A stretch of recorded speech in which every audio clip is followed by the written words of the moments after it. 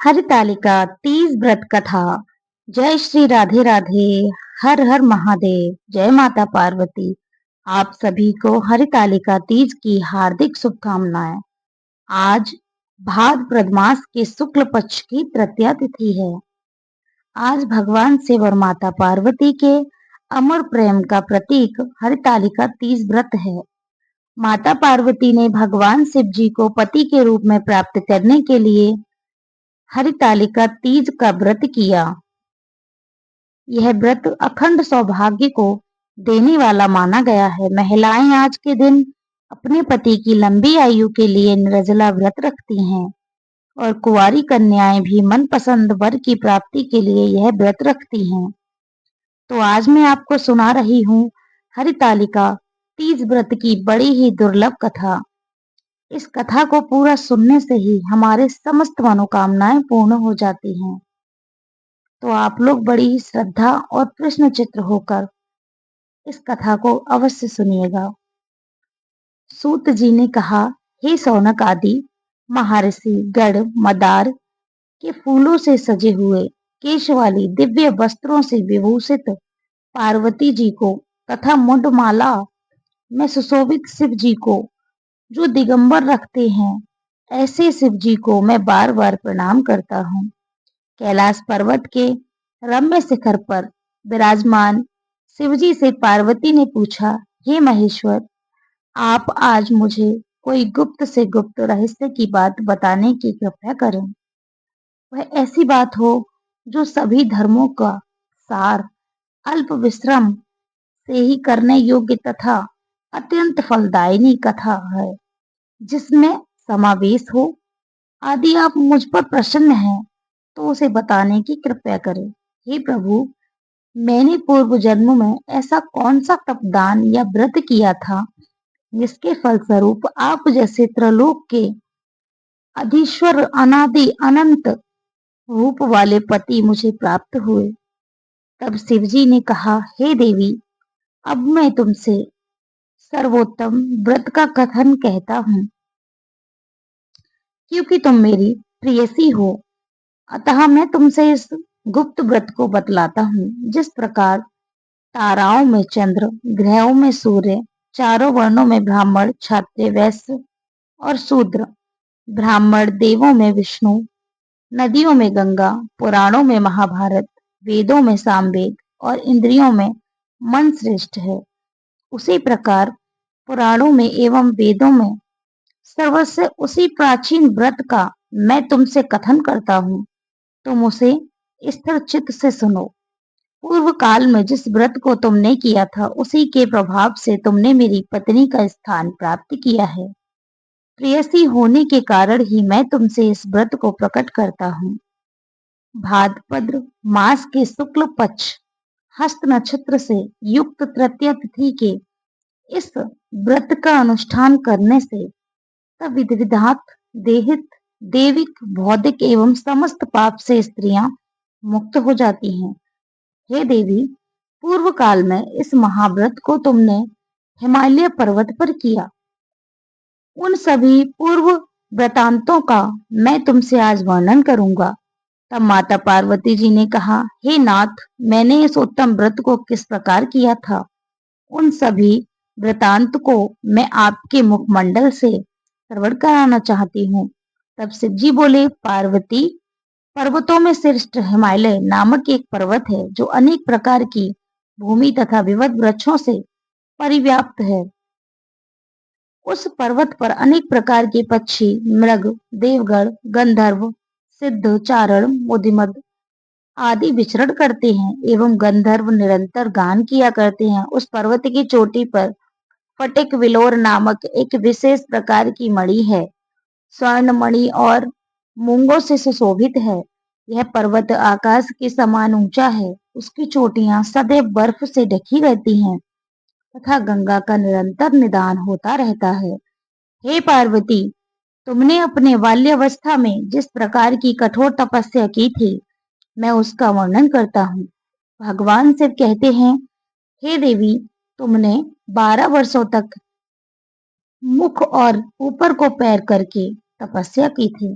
तुमने माघ के महीने में कंठ तक जल में निवास कर वैशाख मास के प्रखर धाम में पंचाग्नि सेवन कर श्रावण मास में घर से बाहर वर्षा में भीग कर मेरी तपस्या निराहार रहकर कि तुम्हारे इस उग्र तप को देखकर तुम्हारे पिता हिमवान बहुत ही दुखित थे एवं चिंतित हुए। वे तुम्हारे विवाह के विषय में चिंतातुर हो गए कि ऐसी तपस्विनी कन्या के लिए वर कहाँ से उपलब्ध हो सकेगा। ऐसी ही समय में ब्रह्मपुत्र नारद जी आकाश मार्ग से तुम्हारे पिता के पास आए। तुम्हारे पिता ने उन मणि श्रेष्ठ की अर्घपाद आसन आदि देकर पूजा की। हिमवान से कहा, हे मुनिवर, आप अपने आने का कारण बताइए, क्योंकि परम सौभाग्य से ही आप जैसे महान मनावन का आगमन होता है। उत्तर में नारद मुनि ने कहा, हे पर्वतराज, आप मेरे आने का कारण जानना चाहते हैं तो सुनिए। मुझे भगवान विष्णु ने आपके पास संदेश वाहक के रूप में भेजा है और कहा है कि अपनी इस कन्या रत्न को किसी योग्य पुरुष के ही हाथ में अर्पित करें। संपूर्ण देवों में वसुदेव से बढ़कर अन्य कोई देव नहीं है। इसलिए मेरी यही राय है कि आप अपनी कन्या भगवान विष्णु को सौंपकर जगत में यशस्वी बने।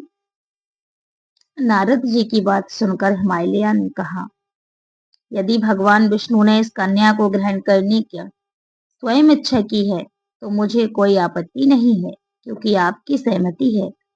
इसलिए अब मैं इस संबंध को निश्चित ही समझाइए। हिमवान द्वारा इस प्रकार का निश्चयात्मक उत्तर पाकर नारद जी उस स्थान से अंतर्ध्यान होकर शंख चक्र गदा एवं पद्मधारी भगवान विष्णु के पास उपस्थित हुए। उन्होंने हाथ जोड़कर प्रणाम करते हुए विष्णु भगवान से कहा, हे देव, मैंने आपका विवाह संबंध पर्वतराज हिमवान की पुत्री से निश्चित कर दिया है। उधर हिमवान ने प्रसन्न होकर तुमसे कहा कि हे पुत्री, मैंने तुम्हारा विवाह भगवान विष्णु के साथ निश्चित कर दिया है। पिता द्वारा विपरीत आर्थक वाक्य सुनकर तुम अपनी सखी के घर चली गई और वहीं भूमि पर लेटकर अत्यंत विलाप करने लगी।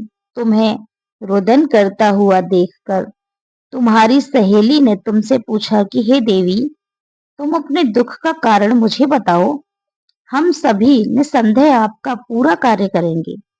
सखियों द्वारा आश्वासन पाकर तुमने उत्तर दिया कि हे सखी, आप सभी सुनिए, मेरी इच्छा महादेव जी के साथ विवाह करने की है, परंतु मेरे पिता ने मेरी इच्छा के विरुद्ध कार्य किया है, अर्थात उन्होंने श्री हरि विष्णु जी के साथ मेरा विवाह करने का नारद जी को वचन दे दिया है। इसलिए सखियों, अब मैं अपने शरीर का निश्चित रूप से परित्याग करूंगी। तब तुम्हारी बात सुनकर तुम्हारी सखियों ने कहा, तुम घबराओ नहीं, हम और तुम दोनों ही किसी ऐसे घनघोर जंगल में चले जाएंगे जहां पर तुम्हारे पिता ना पहुंच सके। इस प्रकार की गुप्त मंत्रणा करके अपनी सखियों के साथ निर्जन वन में पलायन कर गई। कुछ समय पश्चात तुम्हारे पिता ने के पास पड़ोस के प्रत्येक घरों में तुम्हारी खोज की, किंतु तुम्हारा कहीं भी पता न लगा। तुम्हारे पिता ने तुम्हें न पाकर मन में संदेह किया कि कहीं किसी देव दानव आदि ने मेरी पुत्री का अपहरण तो नहीं कर लिया। वे इस सोच में भी डूब गए। अब मैं नारद जी को क्या जवाब दूंगा, क्योंकि मैंने उनसे विष्णु जी के लिए पुत्री के विवाह का वचन दिया था। अब मैं उपहास का पात्र बनूंगा। ऐसे सोचते सोचते वे घबरा कर मूर्छित हो गए। जब वे मूर्छित अवस्था से बाहर आए हुए थे, सभी लोग उनके समीप एकत्रित होकर उनसे पूछने लगे कि हे पर्वतराज, आप अपनी मूर्छित अवस्था का कारण मुझे बताइए। कुछ स्वस्थ होने के बाद हिमालय ने उन लोगों से कहा कि मेरी कन्या का किसी ने अपहरण कर लिया है, अथवा हो सकता है कि किसी विषधर सर्प ने डस लिया हो, अथवा हो सकता है कि किसी सिंह व्याघ आदि ने, किसी हिंसक पशु ने भक्षण कर लिया हो। यही मेरे दुख का कारण है। न जाने मेरी पुत्री कहाँ चली गई। अब मैं क्या करूं? ऐसा कहते हुए हिमालय राज इस प्रकार कांपने लगे जैसे किसी प्रचंड आंधी में वृक्ष हिलने लगते हैं। तब तुम्हारे पिता तुम्हारी खोज में भयानक जंगल के भीतर अग्रसर हुए। इधर तुम तो पहले से ही अपनी सखियों के साथ उस भीषण वन में जा चुकी थी। उस स्थान पर एक नदी प्रवाहित हो रही थी। वहां एक गुफा थी। तुमने उसी गुफा में जाकर आश्रय लिया और निराहार रहकर मेरी बालू की मूर्ति बनाई, जो शिव पार्वती सहित थी, और इस मूर्ति की तुमने स्थापना की। जब भाद्रपद मास के शुक्ल पक्ष की तृतीया हस्त नक्षत्र से युक्त आई, तब तुमने उस दिन रात्रि में जागरण कर गीत वाद आदि के साथ मेरा भक्ति पूर्वक पूजन किया। हे प्रिय, तुम्हारे द्वारा की गई उस कठिन तपस्या एवं व्रत के प्रभाव से मेरा सिंहासन चलायमान हो गया, और जहां तुम सखियों के साथ थे उस स्थान पर मैं जा पहुंचा। मैंने तुमसे कहा, हे वीरानी, मैं तुमसे अत्यंत प्रसन्न हूँ। तुम मुझसे अपना इच्छा वर मांग सकती हो। तब उत्तर सुनने तुमने कहा कि देव, यदि आप मुझसे प्रसन्न हैं तो आप मुझे पति के रूप में प्राप्त हों। मैं तथास्तु, ऐसा ही होगा कहकर पुनः अपने कैलाश पर्वत पर आ गया। मेरे चले जाने के बाद तुमने प्रातः काल नदी में स्नान कर मेरे स्थापित शिवलिंग का विसर्जन किया। इतना करने के बाद तुमने अपनी सखियों के साथ व्रत का पारण किया। उसी समय तुम्हारे पिता हिमालय राज भी तुम्हें खोजते हुए उसी जंगल में आ पहुंचे, किंतु वन की गहनता के कारण चारों ओर ढूंढने पर भी तुम्हारा कुछ भी अता पता ना लग सका। अब तो वे निराश होकर भूमि पर गिर पड़े। पुनः उठने के बाद हिमालय ने दो कन्याओं को सुप्त अवस्था में देखा। उन्होंने निकट आकर उन्हें गोद में उठा लिया और रुदन करने लगे। रोते रोते ही उन्होंने तुमसे पूछा कि तुम इस घनघोर जंगल में किस प्रकार आ पहुंची। पिता की बात सुनकर तुमने उनसे कहा कि हे तात, मैं अपना विवाह शिवजी के साथ करना चाहती थी, परंतु मेरी इच्छा के प्रतिकूल आपने विष्णु भगवान से मेरा विवाह संबंध स्थित कर दिया था। इसी कारण रुष्ट होकर मैं अपनी सखियों के साथ घर का परित्याग कर इस भीषण वन में आ चली। हे तात, यदि आप मुझे घर ले जाना चाहते हैं तो मुझे महादेव जी से विवाह करने की आज्ञा दीजिए। मेरा ऐसा ही दृढ़ निश्चय है। तुम्हारे इस दृढ़ संकल्प को जानकर तुम्हारे पिता ने ठीक है कहा और वे तुम्हें अपने साथ घर वापस ले गए। घर पहुंचने पर मेरे साथ तुम्हारा विवाह हुआ। उसी व्रत के प्रभाव से तुमने अचल सौभाग्य प्राप्त कर लिया। मैंने आज तक इस व्रत का कथन किसी से नहीं किया। हे देवी, तुम अपनी सखियों के द्वारा अपना हरण की गई, इसीलिए इस व्रत का नाम हरतालिका पड़ा। इसके बाद पार्वती जी ने कहा, हे प्रभु, आपने इस व्रत के नाम का तो निरूपण कर दिया, अब इसके विधान तथा महत्व का वर्णन भी कर दीजिए। इस व्रत को करने से क्या फल प्राप्त होता है? इस व्रत को पहले किसने किया था, ये भी बतलाने की कृपया करें। तब शिव जी ने कहा, हे देवी, अब मैं तुमसे इस व्रत का विधान बताता हूँ। सौभाग्य की कामना करने वाली सभी नारियों के लिए यह व्रत करने योग्य है, क्योंकि यह व्रत स्त्रियों का सौभाग्यदायक है। सर्वप्रथम केले के खम्भों से एक मंडप का निर्माण करें। उस मंडप को विधिवत वर्णों से वस्त्रों से आच्छादित कर उसमें सुगंधित चंदन का लेप करें। फिर उसमें पार्वती सहित मेरी बालू की मूर्ति बनाकर स्थापित करें और शंख, भैरी, मर्दग आदि बाजों को बजाकर विधिवत प्रकार से सुगंधित पुष्पों एवं निवेद आदि चढ़ाकर मेरी पूजा करें। पूजन के बाद उस दिन रात्रि में जागरण करें। सुपारी, जामुन, मौसमी आदि का भोग अर्पित करें। नारियल के जल से अभिषेक करें। 5 मुख वाले शांति स्वरूप एवं त्रिशूलधारी शिव को मेरा नमस्कार है, ऐसा कहकर नमन करें।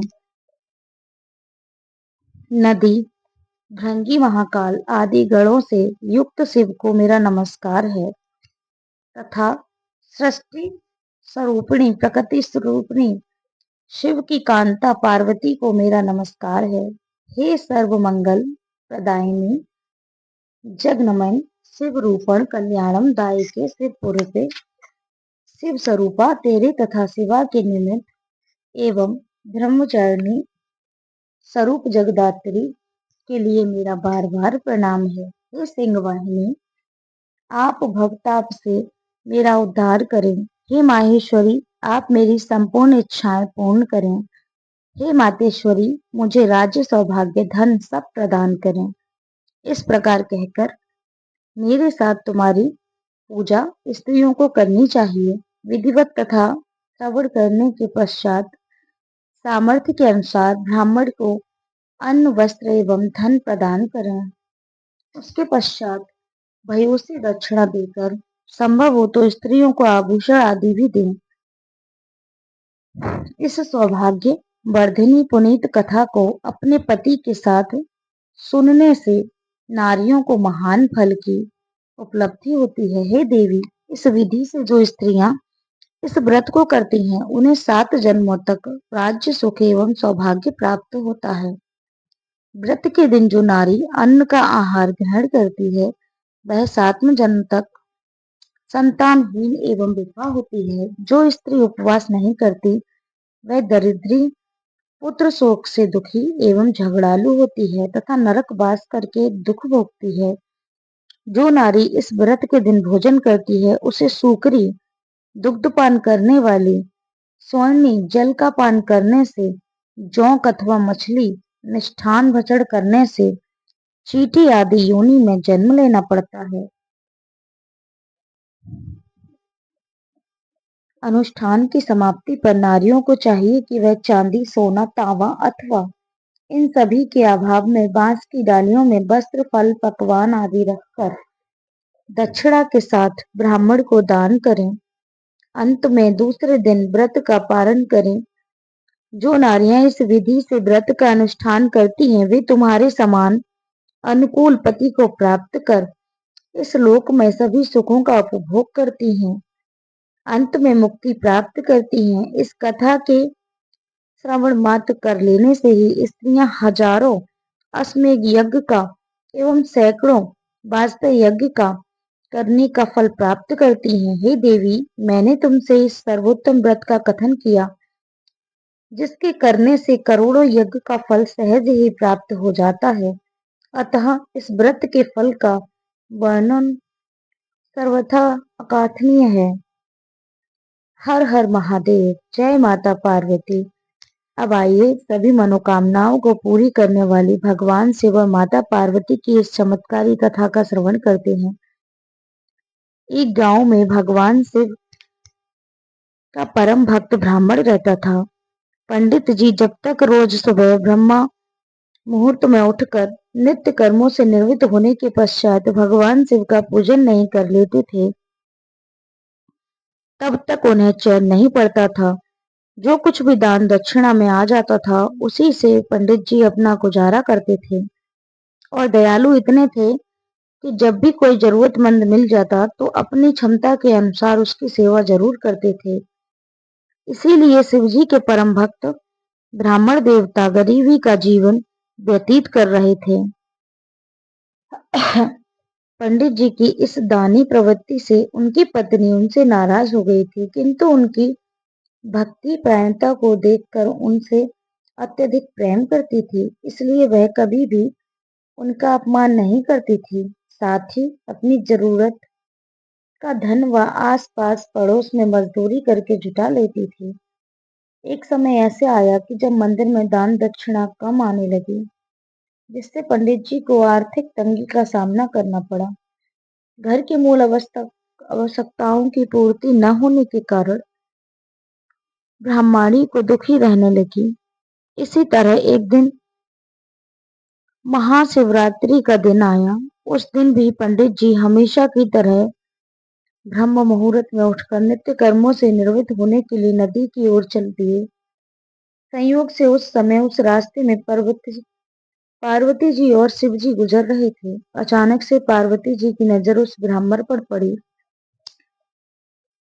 आज पार्वती जी महाशिवरात्रि को लेकर इतने उत्साहित नहीं थी जितने की अक्सर हुआ करती थी। पार्वती जी को बात समझते देर नहीं लगी। उन्होंने शिव जी से कहा, भगवान, यह ब्राह्मण देवता प्रतिदिन आपकी उपासना करता है, फिर भी आपको इसकी चिंता नहीं है। पार्वती जी की बात सुनकर शिव जी बोले, देवी, अपने भक्तों की चिंता नहीं करूंगा तो और कौन करेगा। पार्वती जी बोली, हे स्वामी, आपने कब तक इस ब्राह्मण की सहायता क्यों नहीं की।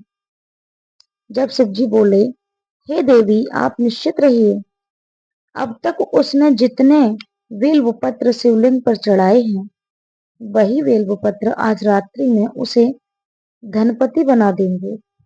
यह बातचीत करके पार्वती जी और शिव जी तो चले गए, किंतु संयोग तो देखिए, उसी समय उस रास्ते से एक व्यापारी गुजर रहा था। उसने छुपकर भगवान शिव जी और माता पार्वती जी का वार्तालाप सुन लिया। व्यापारी ने अपना दिमाग चलाया और सोचने लगा, अगर बेलपत्र से ब्राह्मण धनपति हो सकता है तो फिर मैं क्यों नहीं हो सकता। यही सोचकर वह ब्राह्मण घर पहुंच गया और ब्राह्मण से बोला, पंडित जी, आपने अब तक जितने भी बेलपत्र शिव जी के पूजन में चढ़ाया है वह सब मुझे दे दीजिए, बदले में आपको 100 स्वर्ण मुद्राएं दूंगा। पंडित जी ने अपनी पत्नी से पूछा तो वह बोली, पुण्य का दान ठीक तो नहीं, किंतु अगर आपका मन करे तो दे दीजिए, हमें धन की जरूरत है, इसीलिए दे दीजिए। पंडित जी ने सारे बेलपत्र बोरे में भरकर सेठ जी को दे दिए। बेलपत्र बोरे में भरा लेकर सेठ जी घर पहुंच गए। मंदिर और शिवलिंग पर चढ़ाकर देखने लगे कि कब शिव जी की कृपा करेंगे, कब वह धनपति बन जाएगा। प्रतीक्षा करते करते सेठ जी को आधी रात हो गई। सेठ जी चमत्कार देखने के लिए बहुत उतावले थे। आखिर में तीसरा पहर गुजरने लगा। सेठ जी के सब्र का बांध टूट ही गया और क्रोध में आकर सेठ जी शिवलिंग को झकझोरने लगे और फिर अचानक ही चमत्कार हुआ। सेठ जी के हाथ शिवलिंग से ही चिपक गए। उन्होंने बहुत प्रयास किया किंतु हाथ हिले तक नहीं। थक हार कर सेठ जी ने शिव जी से क्षमा याचना की। तो शिव जी बोले, हे लोभी सेठ, जिस ब्राह्मण से तूने यह बेलपत्र खरीदे हैं उसे 1000 स्वर्ण मुद्राएं दे, तब जाकर तेरे हाथ छोड़ेंगे। प्रातः काल जब पंडित जी पूजन के लिए आए तो उन्होंने देखा कि सेठ जी के हाथ शिवलिंग से चिपके हुए हैं और सेठ जी रो रहे हैं। पंडित जी ने सेठ जी से पूछा तो सेठ बोला, पंडित जी, शीघ्रता से मेरे बेटे को 1000 स्वर्ण मुद्राएं लेकर मंदिर आने को कहो। पंडित जी ने सेठ के बेटे को बुलाया और सेठ ने वह स्वर्ण मुद्राएं ब्राह्मण को दिलवा दी। तब जाकर सेठ के हाथ शिवलिंग से छूटे। यह देखकर पार्वती जी अब शिव जी से पूछती हैं, हे नाथ, आपने अब तक अपने भक्त को कोई धन नहीं दिया। शिव जी बोले, हे देवी, मेरे पास कहाँ धन है जो मैं दूंगा, किंतु मेरा भक्त अब गरीब नहीं है, यह तुम स्वयं देख लो। जैसी कृपा भगवान शिव माता पार्वती ने उस ब्राह्मण पर की, ऐसी ही कृपया भगवान हम सब पर करें। बोलिए शंकर पार्वती भगवान की जय। अब अंत में अखंड सौभाग्य की प्राप्ति हेतु सुनिए भगवान शिव और माता पार्वती की कथा।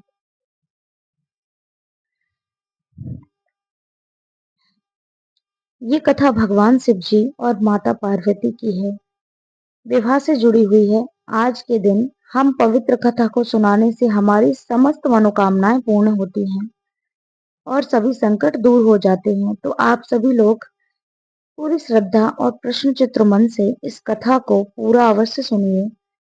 एक बार की बात है, माता पार्वती जी शिव जी को पति रूप में प्राप्त करने के लिए घोर तप कर रही थी। उनके तप को देखकर देवताओं ने शिव जी से देवी की मनोकामना को पूर्ण करने की प्रार्थना की। शिवजी ने पार्वती जी की परीक्षा लेने के लिए सप्तऋषियों को भेजा। सप्तऋषियों ने शिवजी के सैकड़ों अवगुण गिनाए, पर पार्वती जी को महादेव के अलावा किसी और से विवाह मंजूर न था। विवाह से पहले सभी वर अपनी भावी पत्नी को लेकर अस्वस्थ होना चाहते थे, इसलिए शिवजी ने स्वयं ही पार्वती जी की परीक्षा लेने की ठानी। भगवान शंकर प्रकट हुए और पार्वती जी को वरदान देकर अंतर्ध्यान हुए। इतने में पार्वती माता जहाँ तप कर रही थी, वहीं पास के तालाब में मगरमच्छ ने एक लड़के को पकड़ लिया। लड़का जान बचाने के लिए चिल्लाने लगा। पार्वती जी उस बच्चे की चीख सुनी तो हृदय डगमगा उठा। वह तालाब पर पहुंची, देखती हैं कि मगरमच्छ लड़के को तालाब के अंदर खींच कर ले जा रहा है। लड़के ने देवी को देखकर कहा, मेरी ना तो माँ है, ना बाप है, ना कोई मित्र, ना माता, आप ही मेरी रक्षा करें। पार्वती जी ने कहा, हे मगरमच्छ, इस लड़के को छोड़ दो। मगरमच्छ बोला, दिन के छठे पहर में जो भी मुझे मिलता है उसे अपना आहार समझकर स्वीकार करना मेरा नियम है। ब्रह्मदेव ने दिन के छठे पहर इस लड़के को भेजा है, मैं इसे क्यों छोड़ दूं? पार्वती जी ने विनती की, तुम इसे छोड़ दो, बदले में तुम्हें जो चाहिए मुझसे कहो। मगरमच्छ बोला, एक ही शर्त है, मैं इसे छोड़ दूंगा। आपने तप करके महादेव जी से जो वरदान प्राप्त किया है, यदि उस तप का फल मुझे दे दो तो मैं इसे छोड़ दूंगा। पार्वती जी तुरंत तैयार हो गईं। उन्होंने कहा, अपने तप का फल तुम्हें देने को तैयार हूं, लेकिन तुम इस बालक को छोड़ दो। मगरमच्छ ने समझाया, सोच लो देवी, जोश में आकर संकल्प मत करो। हजारों वर्षों तक आपने जैसा तप किया है वैसा देवताओं के लिए भी संभव नहीं है। उसका सारा फल इस बालक के प्राणों के लिए बदले में चला जाएगा। पार्वती जी ने कहा, मेरा निश्चय पक्का है, मैं तुम्हें अपने तप का फल देती हूँ, तुम इसको जीवन दे दो। मगरमच्छ ने पार्वती जी के तप का दान करने का संकल्प करवाया। तप का दान होते ही मगरमच्छ का शरीर तेज से चमकने लगा। मगरमच्छ बोला, हे पार्वती देखो, तप के प्रभाव से मैं तेजस्वी बन गया हूँ। तुमने जीवन भर की पूंजी एक बच्चे के लिए व्यर्थ कर दी। चाहो तो अपनी भूल सुधारने का एक और मौका दे सकता हूँ तुम्हें। पार्वती पार्वती जी ने कहा, हे मगरमच्छ, तब तो मैं पुनः कर सकती हूँ, किंतु यदि इस लड़के को तुम निगल जाते हो तो इसका जीवन वापस नहीं मिल सकता। देखते ही देखते वह लड़का अदृश्य हो गया, मगरमच्छ भी लुप्त हो गया। पार्वती जी ने मन ही मन विचार किया, मैंने तप तो दान कर दिया, अब पुनः तप प्रारंभ करूंगी। पार्वती जी ने फिर से तप करने का संकल्प किया। भगवान सदाशिव प्रकट होकर बोले, पार्वती भला अब क्यों तप कर रही हो? पार्वती जी ने कहा, प्रभु मैंने अपने तप का फल दान कर दिया है, इसलिए आपको पति रूप में पाने के लिए संकल्प के लिए मैं फिर से वैसा ही घोर तप करके आपको प्रसन्न करूंगी। महादेव जी बोले, मगरमच्छ और वो लड़का दोनों रूपों में मैं ही था, तुम्हारा चित्र प्राणी मात्र मैं अपने सुख दुख का अनुभव करता था। इसकी परीक्षा लेने के लिए मैंने यह लीला रची। अनेक रूपों में दिखने वाला मैं एक ही हूँ। मैं अनेक शरीरों में अलग निर्विभाग हूँ। तुमने अपना तप मुझे दे दिया है, लेकिन तुम्हें अब और तप करने की कोई जरूरत नहीं है। देवी पार्वती ने महादेव को प्रणाम किया, प्रसन्न मन से विदा किया।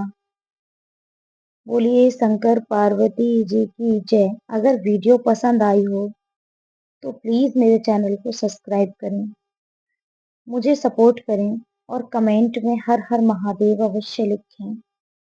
धन्यवाद।